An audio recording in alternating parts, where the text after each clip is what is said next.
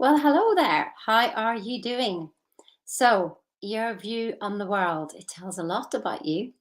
And here's the thing that I learned that if you think you're at the top level, chances are you're at the bottom. That was my complete realization. As soon as I think I know something, I go, hang on a minute. So here's the thing, 4 levels. So the victim mode. So these all come from Michael Beckwith. I just absolutely love listening to Michael. And when I heard these, I was just like, oh, well, of course I'm at the top. And then realized, no, it wasn't. I was right at the bottom. So the first level, victim. Now, I wouldn't have regarded myself as a victim. Nope. Anybody else out there? Don't see yourself as a victim? Okay, well, is life happening to you? I mean, anything, any event, is it happening to you? And I mean anything. Did the dog get in your way? That bloody dog. Oh, did that happen to you? The world events. Did that happen to you? I don't know. That guy pulled in his car and it happened to me. It's not my fault.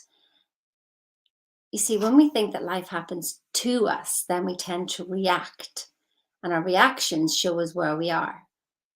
We'll go into that in another time, but it's a really key thing to notice. And not only that, you think, okay, well, it's not the outside world. But then what I realized what I was doing was I was being a victim to myself. I didn't need anybody else to beat me up. I didn't need anybody else to criticize me.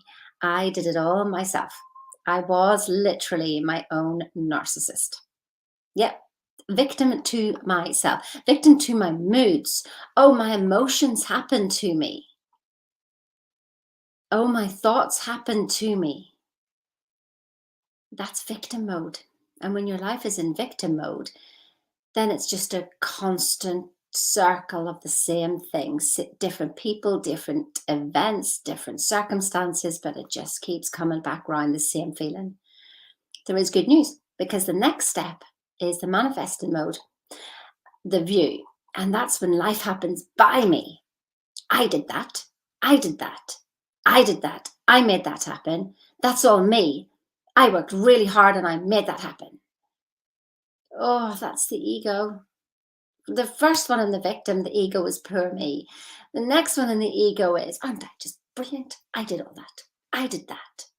I made that happen. But we take that responsibility, don't we, whenever things are going well? I made that happen. And then when things don't go well, we go, I didn't do that. No, that's my excuse right there. Right there. Oh, I haven't got any money. Oh, victim mode. Oh, listen, in case you think that I'm making light of your circumstances, I'm not, because every excuse is valid. Every excuse is valid. Everything. But is it serving you? You see, I laugh because I'm only talking about my own journey. And yeah, I hop into victim mode every now and again, but I see it so bloody fast. And then I can feel it going into making something happen. And that's just exhausting. So by the time you get to 53, actually just say to the universe, for God's sake, life just has to be easy. I only want ease, flow, and joy. Who wants ease, flow, and joy? Like, put your flipping hands up. I just want ease, flow, and joy. You see, we're working in the 2% whenever we're in those modes. Literally, we really are.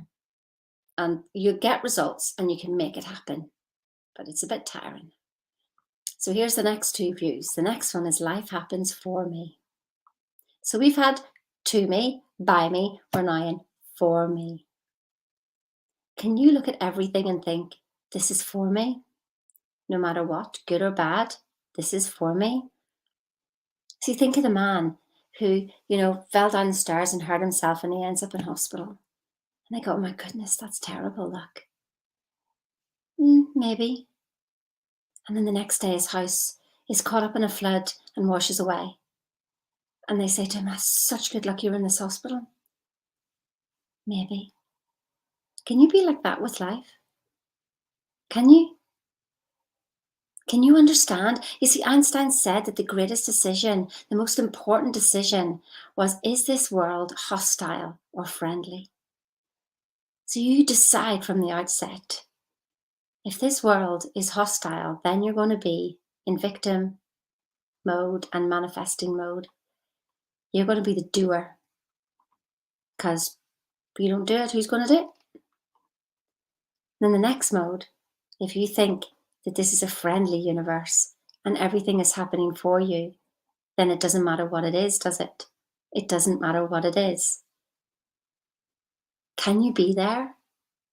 It takes practice. Got to stay awake.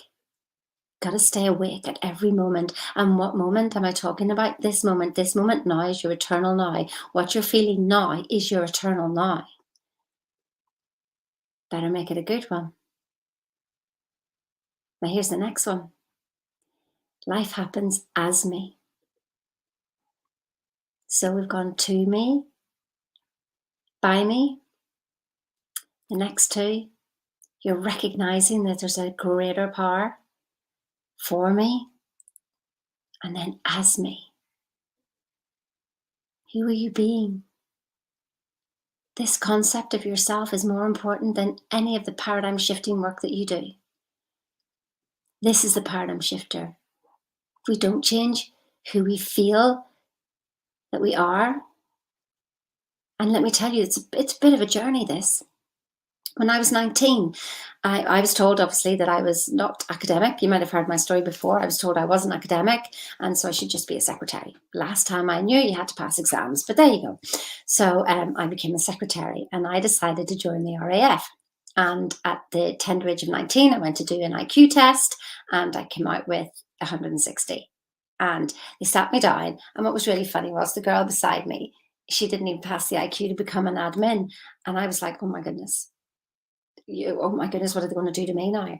And they just said to me, your IQ is so high, we want you to come and be an officer, and you don't need to be interviewed. We're just going to literally, yeah, we want you to be an officer, and we want you to go for the training. And I was like, yeah. Didn't have a clue what they were talking about. I didn't even understand what the word officer was. And about being a leader at the age of 19, I was a secretary. Do you see my self-image? I literally didn't tell anybody. I just said that I decided not to do it anymore. And I didn't go back. I didn't answer the emails or phone calls. I didn't go back. Because my self-image was a secretary, medical secretary. Wow. And something's happened recently as well, that I hadn't set my sights high enough, because I couldn't see that I could do that in my vision. Even though Bob says, have this great vision of your lifestyle. Don't think of the work to make the lifestyle. Think of the lifestyle, and the work will come and the money will come. I can't quite actually believe that. And even this weekend, something shifted and I went, oh my goodness, I get it. Although I never get it. As soon as I think I've got it, I've lost a lot. But moment by moment, I'm becoming more and more and more aware. So where are you in your journey? If this is resonating with you, share this, like it, do it now, click on it. Click on some links here down below. If any of my work resonates with you, then book a call with me. I want to help set you free. I want you to have a life of ease, flow, and joy. It is possible. And more exciting revelations to come. Have a good day now. See ya.